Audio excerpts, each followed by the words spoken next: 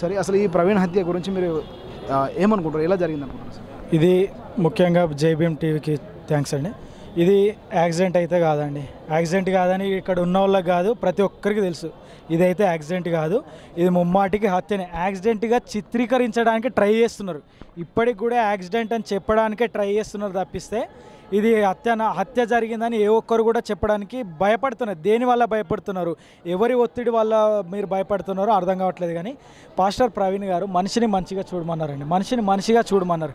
మీకు ఇప్పుడు వీడియో కూడా ట్రెండ్ అవుతూ ఉంటుంది అతను చెప్పిన ప్రసంగాలు. ఎంతో మంచి మనిషి. ఇప్పుడు క్రైస్తవులనే ప్రేమించరు, ఇతను ముస్లింలను హిందువులను ప్రతి ఒక్కరిని ప్రేమించాలి, మనము మన ప్రభు నేర్పిన మార్గంలో నడవాలని ఎంతోమందికి చెప్పిన వ్యక్తి ప్రవీణ్ ప్రగడాల గారండి.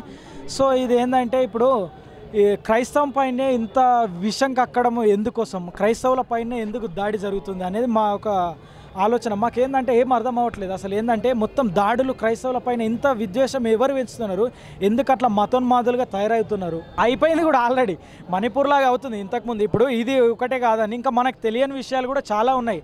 క్రైస్తవుల చర్చిలలోకి వెళ్ళి దాడి చేయడము, క్రైస్తవుల చర్చిలో ప్రార్థన చేస్తుంటే వెళ్ళి దాడి చేయడం. ఇప్పుడు చర్చి ఎవరికి డిస్టర్బ్ చేయరండి, వాళ్ళు మైక్ కూడా పైన పెట్టుకోరు. ఇప్పుడు వేరే డిప్యూటీ సీఎం పవన్ కళ్యాణ్ గారు ఒక మాట అన్నారండి, ఏమన్నారంటే సనాతన ధర్మం అంటే నాకు ప్రాణం, ఆయన మాటలతోనే ఇట్లా మెయిన్ అవును మెయిన్ ఏంటంటే అదొకటి కూడా మీరు కరెక్ట్ పాయింట్ మాట్లాడారు. మెయిన్ ఏంటంటే ఎలక్షన్స్ కంటే ముందు డిప్యూటీ స్పీకర్ పవన్ కళ్యాణ్ గారు ఎట్లా చెప్పారంటే క్రైస్తవులే మొత్తం ఏంటంటే నేను నాకు జ్ఞానం నేర్పింది క్రైస్తవము, చదువు నేర్పింది క్రైస్తవము, మొత్తం అసలు క్రైస్తవం లేకపోతే నేను లేను అనే విధంగా మాట్లాడారు. ఓకే, సంతోషపడ్డాం మేము, ఎంతో సంతోషపడి అరే మా క్రైస్తవులను ఒక పర్సన్ ఒక పెద్ద వ్యక్తి గుర్తించడం మేము ఎంతో సంతోషపడి ఏమంటారు మంచిగా సంతోషించి కూడా మా తరపు ఇప్పుడు ఓట్లు పడలేవండి, మా క్రైస్తవులే పడలేవా, ఓన్లీ హిందువులే పడ్డాయా, క్రైస్తవులే కూడా పడ్డాయి కదా. ఇప్పుడు క్రైస్తవ వ్యక్తి దాడి చేయబడలేదండి, దెబ్బలు దాకలేవు, బతికి లేడు, అతను చనిపోయి ఉన్నాడు. ఒక వ్యక్తి హత్య చేయబడి ఉంటే కూడా కనీసం ఒక రెస్పాన్స్, ఎందుకంటే పెద్ద వ్యక్తి, పెద్ద హీరో, పెద్ద పొజిషన్లో ఉన్నాడు. ఇప్పుడు అతను తలుచుకుంటే ఇప్పుడు ఒక క్షణాల్లో ఇది విచారణ జరుగుతుంది, ఎందుకు స్పందించడం లేదు అనేది మాకు ఇంకా బాధ ఉందండి. పవన్ కళ్యాణ్ చెప్పిన వాక్యాలతోనే ప్రవీణ్ కుమార్ మీద దాడి జరిగిందని పవన్ కళ్యాణ్ గారు కూడా ఈ మధ్య మరీ ఒక మతానికి ఏమంటారు ఒక వాళ్ళకే సంబంధించి ఫేవర్గా మాట్లాడుతున్నారు, అది కరెక్ట్ కాదండి. ఇప్పుడు అతను ఒక పెద్ద పొజిషన్లో ఉన్నాడు కాబట్టి అందరు సమానమే, అతనికి క్రైస్తవులైనా ముస్లింలైనా హిందువులైనా సమానమే, ముగ్గురిని ఒకలాగా చూడరు. కానీ మొత్తం సనాతన ధర్మమే అన్నట్టు మాట్లాడుతున్నారు. అట్లా రెచ్చగొట్టే వాక్యాలు మాట్లాడద్దు. పవన్ కళ్యాణ్ గారు అట్లా పెద్ద పొజిషన్లో ఉన్నారు కాబట్టి రెచ్చగొట్టే వాక్యాలు మానుకోవాలి. పవన్ కళ్యాణ్ గారు ఎందుకంటే ఒక మంచి పొజిషన్, మాకు తండ్రి లాంటి వారు, మాకు ఒక పెద్ద హోదాలో ఉన్నారు. సో అలాంటి మాటలు మానుకోవాలి. అలాంటి మానుకొని సెక్యులర్ దేశం, అందరినీ అన్ని మతాలను గౌరవించే మన దేశం. సో అలాంటి మొత్తం హిందువులకి ఏమంటారు ఏకపక్షంగా మాట్లాడడం కరెక్ట్ కాదు. ఇది మాట్లాడితే ఏంటంటే మతం వాళ్ళకి ఇంకా రెచ్చిపోయే అవకాశం ఉంది. ఇప్పుడు రెచ్చిపోయారు, అట్లా రెచ్చిపోయేసరికి ఇట్లా దాడులు జరుగుతున్నాయి. కాబట్టి పవన్ కళ్యాణ్ గారికి మాకు ఒకటే విజ్ఞప్తి, విచారణ కరెక్ట్గా జరపాలి, కానీ ఒకటికి ఫేవర్గా మాట్లాడడం మానుకోవాలి. ఎందుకంటే ఉన్నట్టు మాట్లాడుతున్నాడు కదా. ఇప్పుడు అందరిలాగా ఇప్పుడు వీళ్ళు ఏంటంటే శాంతియుతంగా పోరాడుతున్నారు, కరెక్ట్ సమాధానం చెప్తున్నారు, శాంతియుతంగా కరెక్ట్గా సమాధానం చెప్తారు. ఇప్పుడు వీళ్ళలాగా బైబుల్ను తిట్టడము, మా క్రైస్తవ దేవుళ్ళని తిట్టడం, మేరీ మాతను తిట్టడం, బండబూతులు తిట్టడము, అమ్మ అనుకుంటా ఇట్లా మేము మా నోటితో చెప్పదు కానీ బండబూతులు మాట్లాడుతారు. అట్లా మాట్లాడలేదు కదా వీళ్ళు. ఏంటంటే శాంతియుతంగా పోరాడి వీళ్ళు తప్పు చేసేసరికి వీళ్ళు కరెక్ట్ ఏంటంటే ఇంతవరకు క్రైస్తవం నుంచి ఏంటంటే సరే పోనీ దేవుడే శిక్షిస్తాడని ఊరుకునే వాళ్ళం. ఇప్పుడు మా అన్న ప్రవీణ్ ప్రగడాల, క్రైస్తవానికి కుడి భుజం అయినటువంటి ప్రవీణ్ ప్రగడాల గారు ఏంటంటే ముందుకు వచ్చారు. ఎన్ని రోజులు ఇట్లా మేము సైలెంట్గా ఉండాలి, ఎన్ని రోజులు మేము ఇట్లా ఏమంటారు సైలెంట్గా ఉంటే రెచ్చిపోతున్నారని చెప్పి మా అన్న ముందుకు వచ్చి ఏంటంటే వాళ్ళని దూషించలేదు, ఉన్నట్టు ఇట్లా కరెక్ట్ కాదని చెప్పి మీరు మా గురించి మాట్లాడుతున్నారు కదా, మా దాంట్లో తప్పులు తీస్తున్నారు కదా, మీ దాంట్లో కూడా కొన్ని తప్పులు ఉన్నాయని సరికి ఏంటంటే మా పైన అధికారం చెలించే వ్యక్తి వచ్చేసిండు, మమ్మల్ని మొత్తం ఏంటంటే పూర్తిగా మా గ్రంథాల్లో మా మతాల్లో ఉన్న తప్పులని వెలికి తీస్తున్నాడని చెప్పి ఏమంటారు కక్ష సాధింపు పెట్టుకొని అన్నను ప్రీ ప్లాన్డ్గా మర్డర్ చేశారండి.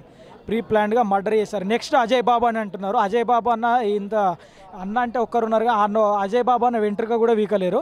కానీ అజయ్ బాబుకు కూడా ఇరు రాష్ట్రాలు రక్షణ కల్పించాలి. ఎందుకంటే ఇప్పుడు ఈ అన్న కూడా ఏమంటారు థ్రెడ్ ఉందని చెప్పినా కానీ ఎవరు పట్టించుకోలేదండి.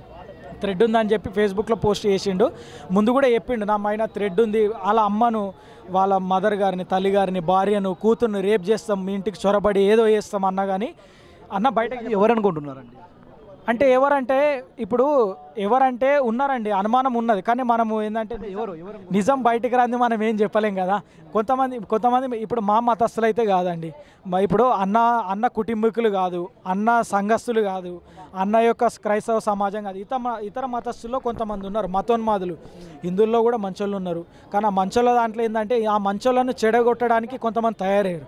ఆ తయారైన వాళ్ళే ఇప్పుడు ఇలా రెచ్చగొట్టి మొత్తం ఏంటంటే కక్ష సాధింపు చర్యలు. ఎందుకంటే మంచిగా ఉన్న ఇప్పుడు హిందూ ముస్లిం హిందూ ముస్లిం క్రిస్టియన్ బాయ్ అనే విధంగా ఉన్న వాళ్ళని లేదు హిందువులమే ఒకటి, క్రైస్తవులు ముస్లింలు కాదు అనే విధంగా రెచ్చగొట్టే వాక్యాలు చెప్పి తప్పుదో పట్టిస్తున్నారు.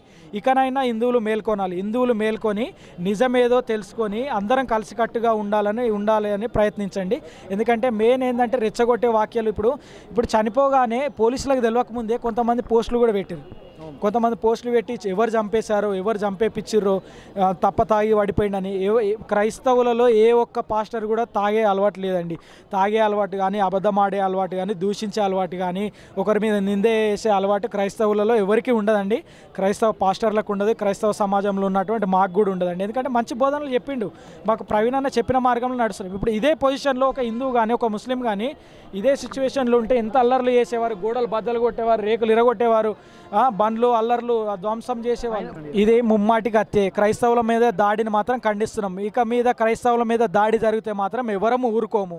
ఇప్పటి వరకు ఓపిక పట్టామండి, ప్రభుత్వం మీద నమ్మకంతో ఓపిక పట్టాము. ఇక ప్రభుత్వం కూడా మాకు లేదు, ఇది ఓన్లీ హిందువుల రాష్ట్రమే, హిందువులకే మేము న్యాయం చేపిస్తామంటే సరే, మేమేం చేయాలో మేము అది చేసుకుంటాం మరి. కానీ ఈ దాడిని మాత్రం తీవ్రంగా ఖండిస్తున్నాం. ప్రతి ఒక్క ఈ తెలంగాణలో ఉన్న నేతలు, ప్రతిపక్ష నేతలు, అధికార నేతలు, ఆంధ్రాలో ఉన్న ప్రతిపక్ష నేతలు, ఆంధ్ర నేతలు అందరూ కలిసికట్టుగా దీన్ని సమగ్ర విచారణ జరపాలి. ఎందుకంటే ముందుకు రావాలి. ఇప్పుడు ఒక తప్పు అంటేనే అది ఇంకోసారి తప్పు కాదు. ఇప్పుడు తప్పు అని చెప్పి వదిలిపెడితే అది ఏంటంటే ముందుకు సాగుతూ ఉంటుంది. సో ఇది ఇక్కడితోనే ఆపేయాలి. ఇక్కడితోనే ఆపేసి కరెక్ట్ నిర్ణయం ఇప్పటికైనా ఇప్పటికీ నిజం చెప్పలేరు, డాక్టర్లు చెప్పలేరు, పోలీసులు చెప్పలేరు, రాజకీయ నేతలు చెప్పలేరు. అందరూ ముందుకు వచ్చి ఇది కరెక్ట్ ఏం జరిగిందో నిజం తేలాలి. కాబట్టి ఇదే మా డిమాండ్ ఏంటంటే ఇటువంటి సంఘటన ఇంకోసారి జరగదు. మా దాంట్లోనే కాదు, హిందువులకు జరగద్దు, ముస్లింలకు జరగద్దు, ఎవరికి జరగద్దు. అందరం కలిసిమెలిగా ఉండాలని అందరం అనుకుంటాం. మేము ఇరుగు పొరుగు వారిని ప్రేమించమని మా అన్న చెప్పిండు, మా దేవుడు కూడా చెప్పిండు. సో మేము ఇదే విధంగా ఉంటున్నాము. ఇప్పటికైనా ఎవరు దోషులు, ఎవరు హత్య చేయించిర్రో వాళ్ళ పేర్లు ముందుకు రావాలి.